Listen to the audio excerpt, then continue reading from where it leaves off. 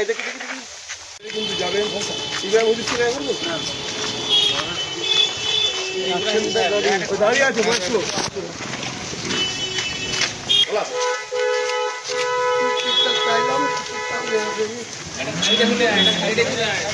এদিকে এদিকে এদিকে ভালো আছে জি আলহামদুলিল্লাহ দোয়া করবেন এই দেখি দেখি দেখি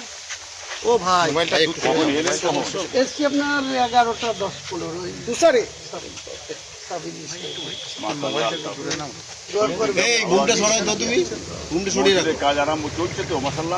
আপনার 10ই ফেব্রুয়ারি থেকে শুরু হবে ব্যাঙ্গালোরের একটা বেসরকারি কোম্পানিকে দিয়ে দিচ্ছে টেন্ডার দিয়ে দিচ্ছে হ্যাঁ ভালো করছে তার নাহলে আমরা পলিটিক্সে আছি তো সামনে ভোট আছে এত ঝামেলায় থাকবো ওই জন্য ওদেরকে এগ্রিমেন্ট করে পলিটিক্স হবে আপনি যে দল করতেন দল করার অধিকার ভারতের সংবিধান আইন আছে যে কোনো মানুষ দল করতে পারে কোনো অসুবিধা নেই তবে ধর্মকে নিয়ে রাজি চাই ওটা আর কি আমাদের আপিল যেমন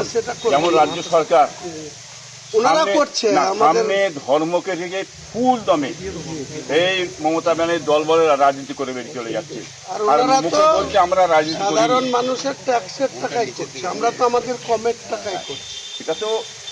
আপনি যে বাবরি মসজিদ হচ্ছে এটা তো মুসলমান কম জাতির টাকা ওখানে অন্য টাকা ঢুকবে না চলবে না ইনি যেটা করছেন ইনি আমার রাজ্য সরকার যদি দেখছেন জনগণের টাকা নিয়ে উনি মসজিদ করছেন এইটা এইবারে মন্দির করছে এটা তো হিন্দু ভাড়া করতে বলেন না তো ওনাকে উনি জোর করে করে বিভাজন করে হিন্দু ভোটটা টানবার জন্য এই কৌশলটা উনি চালিয়েছে এটা বাংলার মানুষ জানে এটা নতুন ব্যাপার তো নয় ওনারা বললে ধরেন সেটা সাংবিধানিক ভাবে আমরা বললে তখন বলছে অসাংবিধানিক এটা যে আপনি বুঝতে পেরেছেন এতদিন পরে কি বুঝলেন আগে থেকে আমি মানে খুবই খুশি যে আপনি এই যে রাজ্য সরকার পশ্চিমবাংলায় যে মুখ্যমন্ত্রী হয়েছেন ভারত স্বাধীনের পর থেকে এত বড় বিচারিতা মিথ্যুক মুখ্যমন্ত্রী এর আগে একটাও হয় না এটা হচ্ছে আমাদের মমতা ব্যানার্জি সাহেব আপনি এতদিন পরে চিনতে পেরেছেন এটাই আমি খুব খুশি জানতে পারলাম দোয়া করবেন থাকবে না এইটুকু আপনাকে আছেন করুন ঠিক আপনি করুন বাংলার মানুষ আছে আপনি মসজিদ করুন মসজিদ হয়ে যাবে ইনশাল্লাহ আর আপনাকে যেতে হবে যখন ইনশাল্লাহ যাবো আল্লাহ যাবো ইনশাল্লাহ বসেন বসবো না আমি একটু